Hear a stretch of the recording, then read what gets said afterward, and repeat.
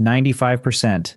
That is the share of your lifespan you will spend, if you are lucky, in the last decade of it, either strong or fragile, and the difference between those two versions of you is decided right now, in the years you probably think do not matter yet. This is not a book about living longer. It is a diagnosis. Peter Attia, a surgeon who spent years treating people at the exact moment it was too late to save them, wrote Outlive to expose how modern medicine fails you quietly, decades before you ever feel sick, and what to do about it while the window is still open. In this video, we break down the medicine of tomorrow into the 5 levers you can actually pull today. We will walk through the 4 horsemen that will probably kill you, the reason your doctor cannot help you until it is too late, and the training methods that separate the 80-year-old who hikes from the 80-year-old who cannot get off the toilet. One by one, exactly as the book lays them out. Let us get into it. The first thing you must understand is that Attia is not selling you a diet or a gadget. He is selling you a timeline shift. He calls it Medicine 3.0, and to understand why it matters, you need to see what it replaces. Medicine 2.0, the medicine you know, is reactive. It waits for symptoms. You feel chest pain, you see a doctor, they stent the artery, and everyone calls it a success. But the disease process behind that artery started 30 years earlier, in your 20s, as silent inflammation and slowly rising insulin. By the time Medicine 2.0 engages, it is damage control on a fire that burned for decades. Attia compares it to waiting for the house to catch fire before you check the wiring. Nobody inspects the wiring. Nobody asks about the wiring. The homeowner is proud of the paint, the kitchen, the decorations, while inside the walls the insulation quietly cracks. Medicine 3.0 flips the question entirely. Instead of asking, "Do I have disease?" it asks, "Where is my health trending?" And it acts on risk decades early. It demands data, it demands strategy, and it demands that you think about your 80-year-old self as a client you are responsible for starting today. The entire book is an operating manual for that shift. Now, the enemy. Attia names 4 horsemen of chronic disease, and they are not exotic. Heart disease, cancer, neurodegenerative disease, meaning Alzheimer and Parkinson, and metabolic dysfunction, the road to type 2 diabetes. These 4 account for the overwhelming majority of deaths in the modern world, roughly 80% of deaths in the United States for people over 65. Here is what makes them cruel. They all begin silently, in midlife, while you feel completely fine, and they are interconnected. Metabolic dysfunction accelerates the other 3. A person with type 2 diabetes has roughly twice the risk of Alzheimer's disease, so much so that some researchers call Alzheimer's disease type 3 diabetes. The horsemen do not ride alone. Where you find one, the others are gathering. That is why Attia insists you cannot fight them one at a time after they arrive. You have to change the terrain they ride across, and the terrain is your metabolic health, your fitness, your sleep, and your stress, starting now, at whatever age you are. Pillar 1, exercise, and Attia is blunt about this. It is the most powerful longevity drug we have ever discovered, and the research says it is not even close. Start with the single most predictive number in the entire book, your VO2 max, the maximum amount of oxygen your body can use. Its power as a predictor of all-cause mortality dwarfs smoking status, blood pressure, and cholesterol. One study of over 122,000 patients at the Cleveland Clinic found that low fitness carried a greater mortality risk than smoking, diabetes, or heart disease. Moving from the bottom 25% of fitness to merely average cut the risk of death in half.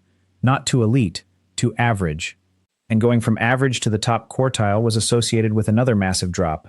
Think about what that means for a moment. A drug that halved mortality would be prescribed to every human alive, and its inventor would win every prize in medicine. You have that drug on legs, and it is sitting unused while you read about peptides on your phone.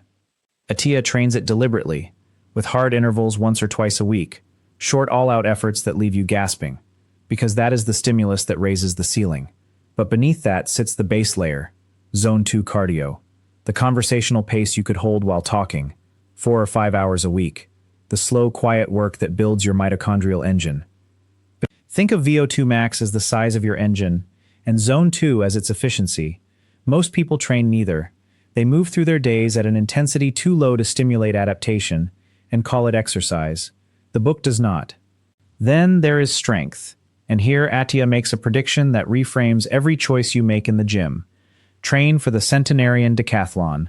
Picture the 10 physical tasks you will need to perform at 100 years old to live independently. Lift a suitcase into an overhead bin. Stand up from the floor, walk 4 kilometers. Pick up a child, climb 3 flights of stairs, carry 2 bags of groceries up a hill. Now work backward from that list. Because every one of those tasks maps to a trainable quality, and every one of them can be lost. Muscle mass is not about looking good at 40. It is your metabolic reservoir, your glucose disposal system, your armor against falls, and your insurance policy for old age. After roughly age 65, muscle and bone are in a race you do not notice losing. Grip strength predicts lifespan. Leg power predicts how long you stay independent. Every decade after 30, you lose muscle unless you fight for it, and the fight means lifting heavy things, deliberately, with load, for the rest of your life. Attia drives the point home with the image of a patient he calls the man who waited, strong all his life until 70, then bedridden by 80 because a decade of nothing erased 40 years of building. The people who thrive at 90 are not the people who discovered miracle supplements. They are the people who never stopped picking things up. Pillar 2, nutrition, and Attia will disappoint both the carb crowd and the keto crowd on purpose. His position is that there is no single perfect diet, because the enemy is not carbs or fat. The enemy is excess energy driving metabolic dysfunction. He wants 5 numbers in line, and he calls them the metabolic panel from hell. Fasting insulin, ideally under about 6, fasting glucose under 100, and better yet, watch your glucose response after meals. Triglycerides low, under about 80, and the triglyceride to HDL ratio under 2. ApoB, the measure of the particles that cause atherosclerosis, as low as you can reasonably push it, and visceral fat, the organ-strangling fat around your middle, which you can see on a DEXA scan, or sometimes just by looking at your waist. His practical tool is not a meal plan, it is restriction as a skill. Find the form of eating you can actually sustain, whether that is low-carb, time-restricted eating, or Mediterranean, and use it to keep those numbers in line. Alcohol, he notes, is the one thing he keeps mostly out of his own life.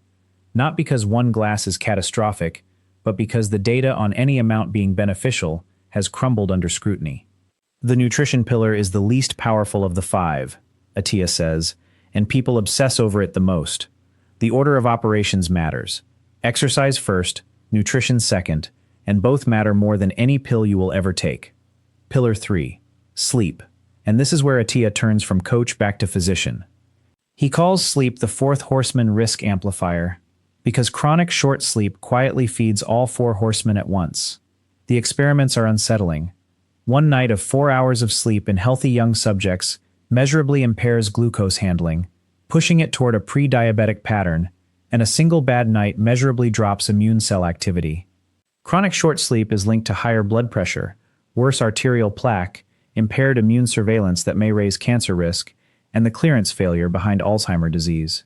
Your brain washes itself during deep sleep, and the glymphatic system that flushes amyloid works mostly when you are unconscious, which means every truncated night is a night the cleaning crew never showed up.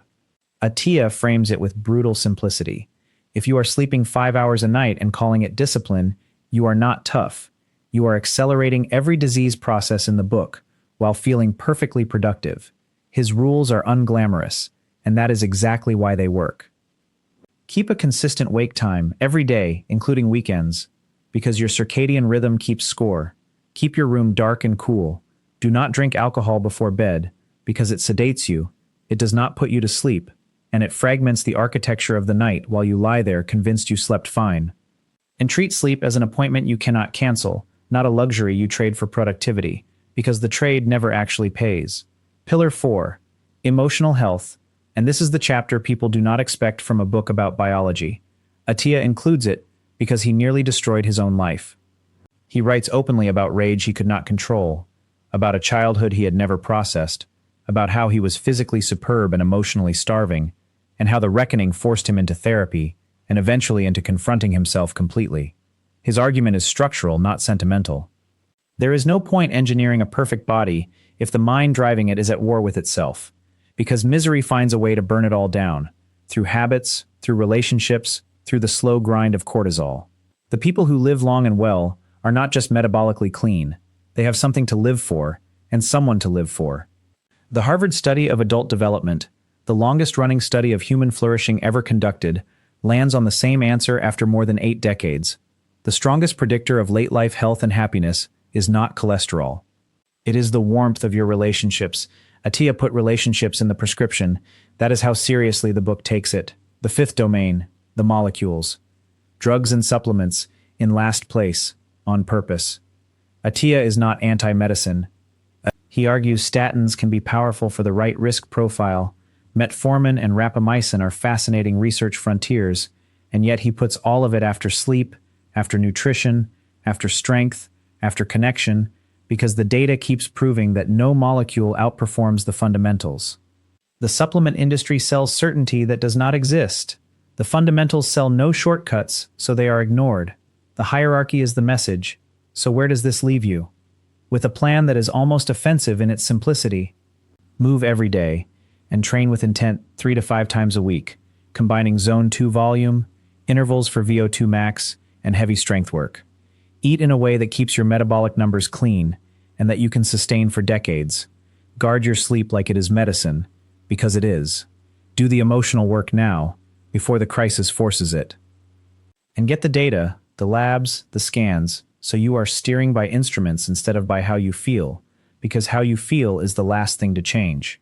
You will not notice the day your arteries decide their course. You will not feel your VO2 max slipping.